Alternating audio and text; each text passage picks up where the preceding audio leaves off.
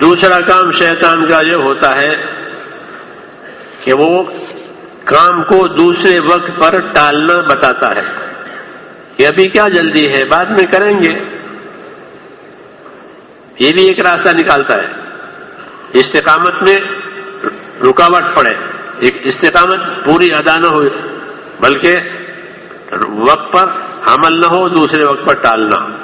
یہ شیطان کا کام ہے کہ ابھی کیا ہے، ابھی جلدی کیا ہے، ابھی تو بہت وقت ہے، عید کے بعد کریں گے، نماز کے بعد، حج کے بعد کریں گے، رمضان کے بعد کریں گے، دوسرے وقت پر ٹالنا. یہ بھی شیطان کا کام ہے. اس کو تسویف کہتے ہیں. تسویف کا مطلب ہے کہ بعد میں کریں گے، ابھی نہیں کریں گے. یہ آدمی کو محروم کرنے کا راستہ ہے کہ بات تو ٹھیک ہے اور عمل کرنا چاہیے، کام بھی بہت اچھا ہے، لیکن ابھی کیا جلدی ہے، بعد میں کریں گے. ہاں، اللہ اور رسول کا تقاضا یہ ہے کہ جلدی کرو. ہاں، جب موقع ہاتھ نہیں تو موقع ہاتھ سے نکل جائے گا یا زندگی کی رسی کٹ جائے گی، دونوں میں سے ایک بات ہوگی. یا موقع ہاتھ سے نکلے گا یا زندگی کی رسی کٹ جائے گی اور موت آ جائے گی. ہاں، یہ تصویر پیچھے ڈالنا یہ بڑی بیماری ہے. کام کرنے والوں میں بعض مدعا پیدا ہوتی ہے، ابھی کیا ضروری ہے، بعد میں جمیں گے، پھر ان کے ہاتھ سے موقع نکل جاتا ہے. حضور صلی اللہ علیہ وسلم کے زمانے میں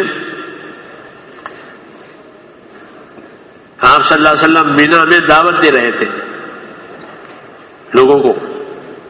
جب آپ نے کام شروع کیا مکہ معظمہ میں تو لوگ حج کو آتے تھے. جاہلیت کے زمانے کا حج ہوتا تھا، اسلامی حج ابھی آیا نہیں تھا. عرب اپنی جاہلیت کا حج کرتے تھے، اس لیے مینا میں مجمع ہو جاتا تھا، جیسے آج بھی مینا میں مجمع ہوتا ہے. تو موقع پا کر رسول صلی اللہ علیہ وسلم اپنی دعوت لوگوں میں لے کر کے پھرتے تھے. جہاں جہاں لوگوں کے خیمے ہوتے تھے، ان کا پڑاؤ ہوتا تھا، ان کے پاس بیٹھ کر کے اپنی بات سمجھاتے تھے تاکہ یہ مجمع جو آیا ہوا ہے یہ بات لے جاوے، ان کے ذریعے سے بات آگے پہنچے گی. حج کے ذریعے سے دین پھیلتا ہے. ہاں، کسی زمانے میں حج اسی طرح ہوتا تھا کہ حج کے زمانے میں حج کے ذریعے سے لوگ دین لیتے تھے، علم لیتے تھے، علم دیتے تھے، حج کے ذریعے سے جمع ہوتے تھے. ہاں، ایسا حج ہوتا تھا. اس لیے مولانا محمد یوسف رحمۃ اللہ علیہ نے حاجیوں میں ہمارے یہاں کام شروع کیا تھا. حاجیوں میں تبلیغ کا کام کہ حاجی حج کو جا رہے ہیں، انہیں تبلیغ سکھاؤ کہ وہ تبلیغ کرتے کرتے جائیں، تبلیغ کرتے آویں، اور وہاں جا کے بھی تبلیغ کریں تاکہ ان کے ذریعے سے کام ملکوں میں جاوے حج کے ذریعے سے. تو یہ تھی سنت حضور صلی اللہ علیہ وسلم کی. تو مینا میں حضور صلی اللہ علیہ وسلم دعوت دے رہے تھے ایک قافلوں کو جو وہاں ان کے پڑاؤ پر.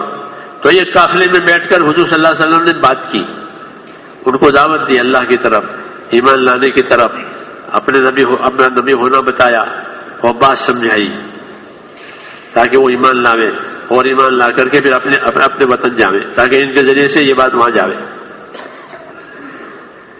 تو بات تو ان کو خوب سمجھ میں آ گئی. جب آپ نے اس کا تقاضا کیا کہ اسے قبول کرو تو وہی بات کہ ابھی نہیں، ابھی تو ہم حج میں آئے ہیں، بعد میں دیکھیں گے. ایک آدمی ان میں سمجھدار تھا، وہ بہت متاثر ہو رہا تھا. تو حضور نے دیکھا کہ یہ آدمی بہت متاثر ہو رہا ہے، بات کا اثر لے رہا ہے. تو آپ نے اس کو دوسری بار سمجھایا، اپنی بات دوبارہ سمجھائی. وہ کہنے لگا کہ آپ کی بات اتنی نورانی ہے کہ میں کچھ کہہ نہیں سکتا، اتنا مجھے نورانیت محسوس ہو رہی ہے.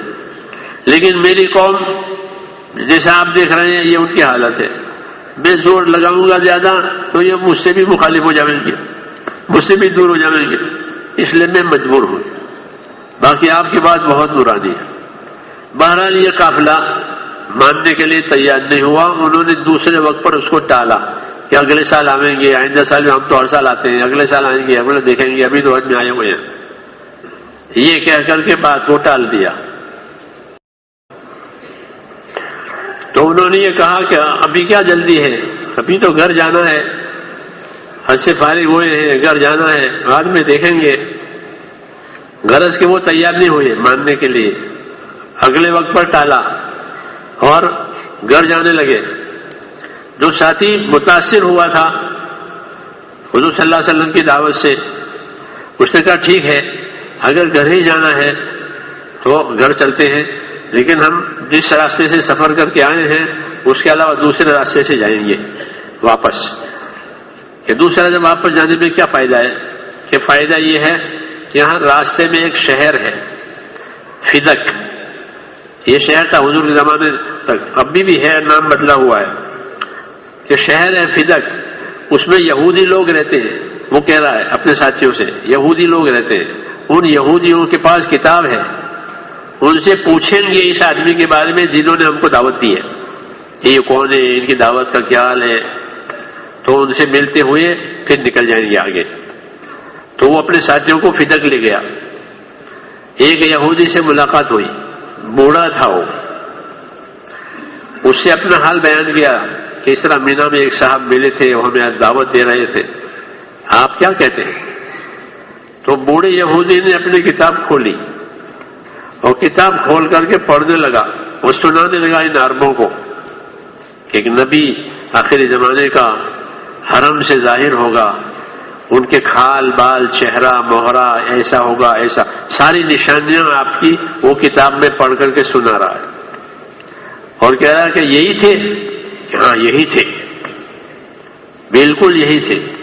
اس ساری نشانیاں بتائی کہ وہ نبی ہوگا، اونٹ پر سواری کریں گے، ٹکڑا روٹی پر گزارا کریں گے، اور ان کے کھال بال وغیرہ اس طرح ہوں گے، اور یہ سنا کر کہا یہی کہ ہاں یہی تھے۔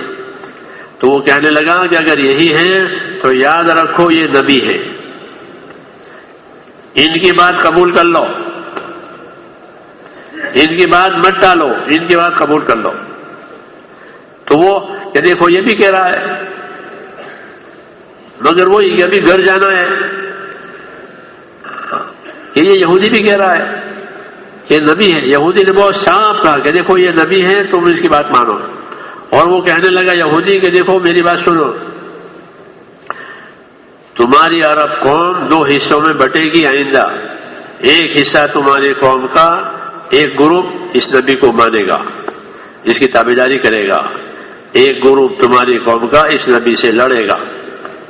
یہ آگے ہونے والا ہے، میں بتاتا ہوں تم کو، میری رائے ہے کہ لڑنے والوں کے ساتھ مت ہونا، بلکہ نبی کی تابعداری کرنے والوں کے ساتھ ہونا۔ یہ اور وہ کہہ رہا ہے کہ اس کی بات مانو، نبی کی بات مانو، مگر ان کو چاہیے کہ ابھی گھر جانا ہے، ابھی واپس جانا ہے، تو ان کی سمجھ میں نہیں آئی۔ اس یہودی نے آگے یہ بھی کہا کہ ہماری یہودی قوم جو ہے اس نبی سے حسد کرے گی، ہاں ان کی تابعداری نہیں کرے گی، پہچانتی ہے وہ، پہچاننے کے باوجود ہماری قوم اس نبی سے حسد کرے گی، اور بڑے بڑے سخت معاملے ہوں گے ہمارے اس نبی کے ساتھ۔ تو اتنی واضح بات آ گئی، لیکن ان کو یہی کہ ابھی گھر جانا ہے، بعد میں دیکھیں گے، آئندہ سال آئیں گے تب دیکھیں گے، چنانچہ وہ گھر چلے گئے، مانا نہیں۔ جب اگلے سال وقت آیا حج میں آنے کا تو کوئی حکومت تو وہاں تھی نہیں، قبائل تھے، قبیلوں کے بڑے جو کہیں وہی، تو قبیلے کے بڑے نے کہہ دیا کہ اس سال کوئی حج کو نہیں جائے گا، تو یہ سال تو یوں نکل گیا۔ اسی طرح ہر سال کچھ نہ کچھ رکاوٹ ان کو آتی ہی رہی، یہاں تک کہ حضور صلی اللہ علیہ وسلم نے مکی زندگی کا زمانہ پورا کر کے ہجرت فرمائی، انہیں موقع نہیں ملا۔ پھر ہجرت کے بھی 10 سال ہو گئے مدینہ منورہ کے، آپ کی زندگی کے 10 سال آپ، اور 10ویں سال 10 سال پورے ہو گئے، آپ نے پھر حج کیا، وہ حج آپ کا تھا حجۃ الوداع، جبکہ آپ کی زندگی آخری تھی۔ جب آپ حج میں تشریف لائے تو آپ کی زندگی کے 80 یا 90 دن باقی رہ جاتے تھے، تو مدینے کی بھی 10 برس گزر گئے، انہیں موقع نہیں ملا ہے دوبارہ آنے کا۔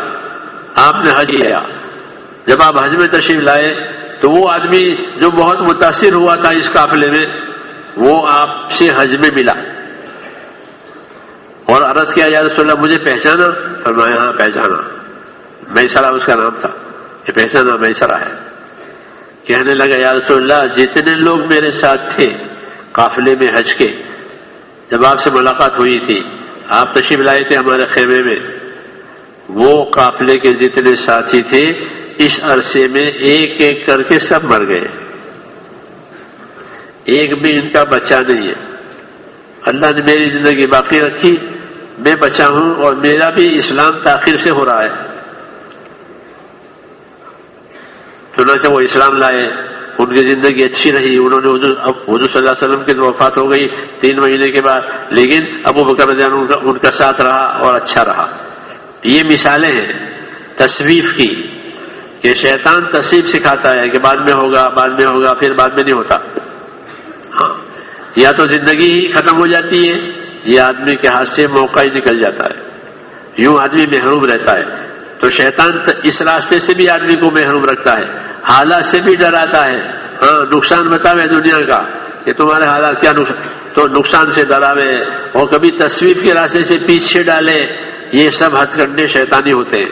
اس لیے اللہ اور اس کے رسول اپنے بندوں کو بشارتوں کے ساتھ چلاتے ہیں، وعدوں کے ساتھ چلاتے ہیں. رسول بشارتیں سناتے ہیں اللہ کی کہ دیکھو اللہ اگر تم نے یہ کام کر لیا اللہ تمہیں یہ دینے والے ہیں. اور اللہ تعالیٰ اپنا وعدہ دکھاتے ہیں کہ دیکھو میرا وعدہ ہے، اگر تم نے یہ کر لیا تو میرا وعدہ ہے. اور اللہ تعالیٰ اس پر تنبیہ فرماتے ہیں کہ دیکھو میرا وعدہ حق ہے. یا ایھا الناس ان وعد اللہ حق فلا تغرنکم الحیاۃ الدنیا ولا یغرنکم، کہ میرا وعدہ سچ ہے، تمہیں شیطان دھوکے میں نہ ڈالے، دنیا کے حالات تمہیں دھوکہ نہ دے. ہاں، دنیا کے حالات دھوکہ دیتے ہیں. ناگوار حالات سے گھبرا کر کے حکم چھوڑ دیا، اچھے حالات میں پھنس کر کے اللہ سے غافل ہو گیا. تو کیا تمہیں دنیا کے حالات دھوکہ نہ دے اور تمہیں شیطان دھوکے میں نہ ڈالے تصویر کے راستے سے، پیچھے ڈالنے کے راستے سے، کیونکہ اللہ کا وعدہ سچا ہے. تو اللہ تعالیٰ نے آگاہی دی ہے اس کی کہ شیطان دھوکے میں ڈال سکتا ہے حالات سے ڈرا کر کے یا تصویر کے راستے سے. اس لیے اللہ کے وعدے پر یقین کر کے اللہ تعالیٰ کا کام کیا جائے گا.